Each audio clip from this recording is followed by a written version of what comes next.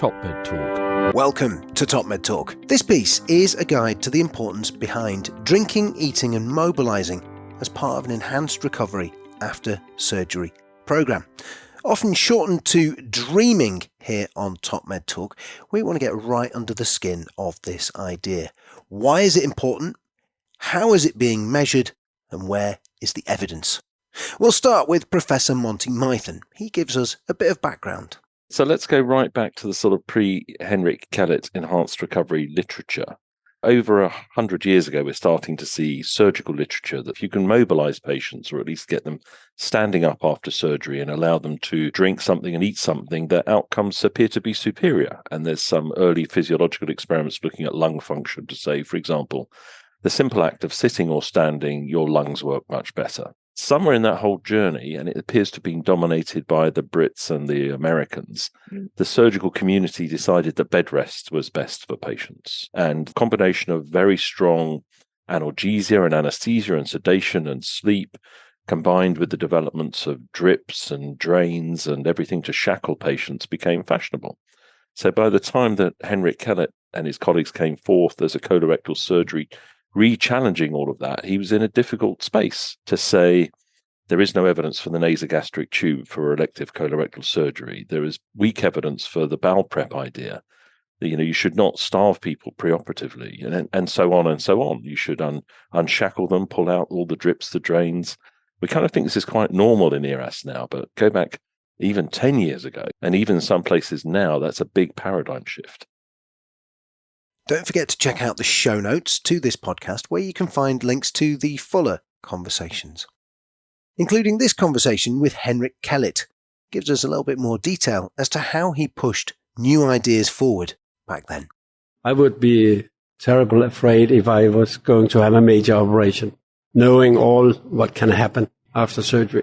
I was interested in the classical endocrine metabolic response to surgery from the beginning and ask the question, why is the patient in the hospital? Why is it dangerous? And of course, the first problem was pain management. And we solved that 30 years ago. Everybody expected patients to jump out of bed and go home.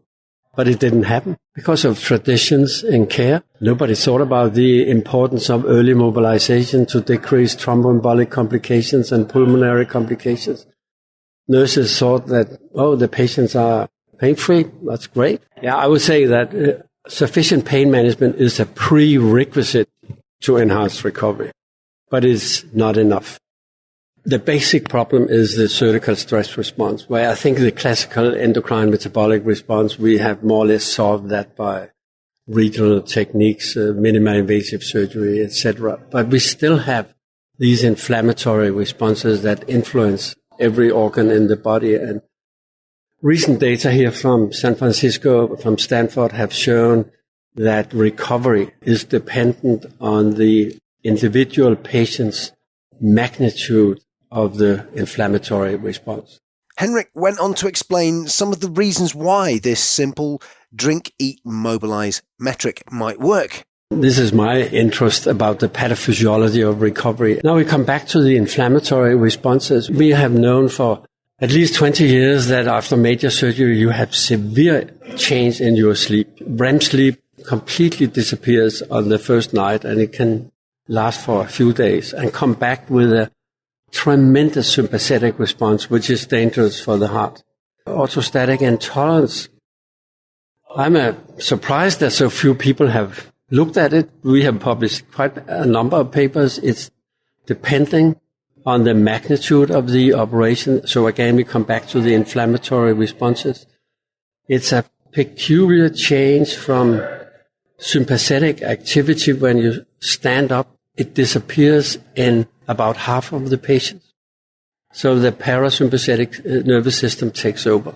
We don't know why, but that's the ongoing studies. And also we are focusing on reducing these inflammatory responses by high-dose steroids preoperatively, hopefully to get away from the sleep disturbances and the orthostatic problems. Henrik Kellett there. More from him. If you check out the show notes, you'll find the link to our fuller interview with him. Monty Mython picks up the story of dreaming.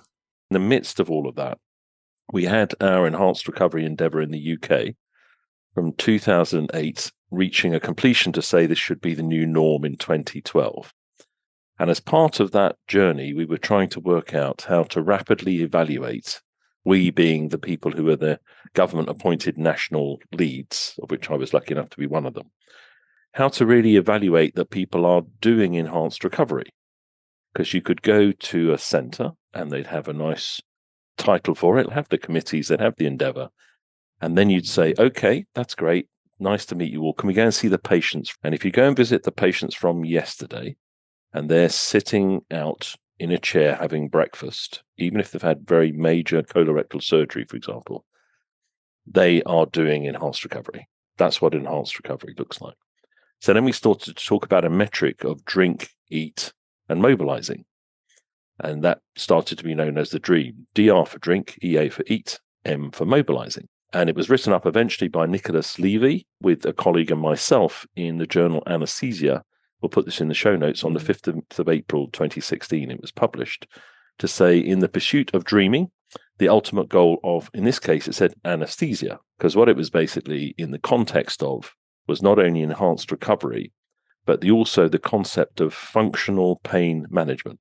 We got ourselves into this bind of setting ourselves a challenge of surgical patients being pain-free, getting dinged for them having when you wake them up post-operatively and ask them, does it hurt? They say, yes, it does hurt a little bit. You've now got a quality ding to say you're doing poor work here. So I think mainly led initially by the Australians, there was this move to functional pain management. Is the pain relief good enough that you're happy to get out of bed and mobilize and have some breakfast? So it's that context overlapping of the two. So how does this work in practice? Vicki Morton now, Director of Clinical and Quality Outcomes at Providence Anesthesiology Associates in Charlotte, North Carolina. So I lead our enhanced recovery program in multiple hospitals. And early on, because I have read a lot about dreams and looking at a recent publication from 2022, whenever I talk to teams, I talk about dreams and I talk about how we're doing all of these great things in the whole perioperative area. But if patients are not drinking, eating, and mobilizing, we're probably not going to be successful in this. Yeah. So you can do all the great things ahead of time, but it's those components that are really quite critical in getting patients home in a good way. We were able to develop a tracking tool within our electronic medical record. So real time, because we like to look at patients that are in hospital currently, and are they living the dream? Are they eating? Are they mobilizing? Can run a quick audit. And if we see they're not addressing, why are they not? Mm-hmm. And is it a staffing issue? Is it the patient's refusing issue? What is it? Is it upstream and addressing it right away versus waiting and doing it retrospectively? And it's now weeks later, what have you. But really, there's a team. We have educators that look at it. I look at it quite frequently. My hospital, so I'm on the anesthesia side, the other side, colleague, she will look at it. And we talk about it in all of our meetings. And if we see a pattern, we need to address it. Professor Ramani Munasinghe now, OBE from University College London. She's the head of the Centre for Perioperative Medicine. She also leads the Perioperative Quality Improvement Programme, or PQIP. I still practice clinically, although quite a limited practice focused on preoperative assessment. I do some research. So I'm a professor at UCL, and I am the National Clinical Director for Perioperative and Critical Care for NHS England, which is our overarching organisation that drives the NHS in the UK, in England itself. And my research includes the Perioperative Quality Improvement Programme, which is a multi-centre cohort study, which aims to try and improve our understanding of the epidemiology of perioperative outcome, and also to drive improvement through measurement and feedback to clinicians.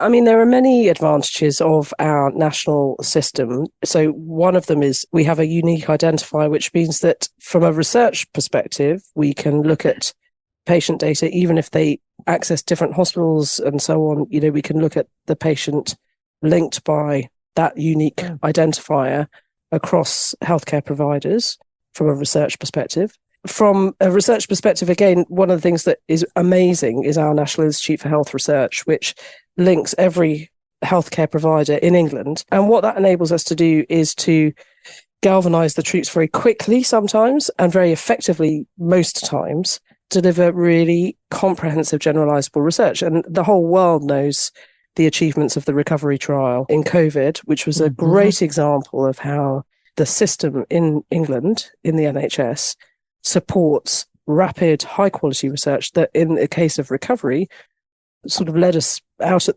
that before vaccines, led us out of the pandemic. Professor Munisinger tells us more about PQIP, the Perioperative Quality Improvement Programme. Okay, so in PQIP, there's a sample of patients that are recruited from each hospital that we collect the data on. But what's fantastic is since we published our first paper, which validated the concept, essentially found that dreaming within 24 hours was associated with a reduced length of stay and a reduced complication rate in inpatients, the NHS has adopted dreaming as what we call a sequin, which is sequin stands for something not very interesting, but essentially it's a sort of financial incentive. So basically, if you achieve over a threshold target, then your hospital gets a little bit of additional cash, put very simply. And in the first year of the sequin, we looked at a relatively conservative list of procedures, big resections essentially, and joint replacements. And in the second year of the sequin, we've gone for a much broader range of procedures and a higher threshold to get the DOSH. And the reason that we were able to do that is there was really good uptake of the sequin in the first year, so we've pushed a bit harder. And what's really fantastic is that what it means now is that it's more of an opt-out than an opt-in kind of thing. It basically, pretty much all surgery is included within the dreaming concept, apart from a few exceptions for specific reasons, like, some complex spinal procedures won't be able to mobilize, some head and neck procedures won't be able to eat. But what we're also encouraging is compliance with the individual bits of dreaming, even if you don't do the whole bundle, because our research found that there was incremental benefit associated with doing the individual bits as well. I mean, it's an incentive payment. It's a form of bribery. Yes. The literature, when I've looked at it in the past, suggests the fact that education works pretty well, but that nothing beats bribery. Yeah. Did it work? I think you allude to the fact that it was working. Yeah, it is working. It is working. So the reward component of it, and it's a modest uplift, but it's very important things, does work as a way of getting change in practice and change in outcome? We'll wait and see. Okay. The thing that's pretty cool about PQIP is the comprehensiveness of the data set, because we collect both objective data, the patient's health risk factors, and also their objective outcome data, like their complications and so on. But we also collect subjective data, so patient-reported data. So both patient-reported data in terms of health-related quality of life, but also other things like their smoking and alcohol habits and their exercise capacity and those sorts of things. And we collect longer-term outcomes than we normally record in clinical studies. So, we are very fond, because it's easy, of measuring things like inpatient or 30-day mortality. We measure that. But more importantly, perhaps, we measure complications inside the hospital, and we measure health-related quality of life at 6 and 12 months after surgery, including disability, using validated metrics. We're 45,000 patients into a 70,000 patient study, and we analyze the data as we go along within the capacity of the team. We've got such a wealth of data through the system that Monty mentioned earlier, through the sort of national identifiers. What we can also do is link to government administrative databases that tell us things like hospital readmissions, days spent in hospital, and ultimately also death and date of death, and so timing after surgery that death may occur. So we can collect that data automatically and analyze it, and that's hugely powerful as well. Thanks for downloading TopMedTalk. Don't forget, of course, these conversations are samples from previous podcasts, which you can find in the show notes. TopMedTalk. Thanks for downloading TopMedTalk. Don't forget to subscribe via your podcatcher. Don't forget to check us out on social media. We're on Twitter, Facebook, LinkedIn, and YouTube. And also, don't forget, TopMedTalk is the broadcasting arm of EBPOM, Evidence-Based Perioperative medicine. We'd love you to find out more about that. If you check out ebpom.org, you can find low prices on some of the conferences we're organising around the world. Many of them are virtual and don't even involve you leaving your own home. Check out ebpom.org now.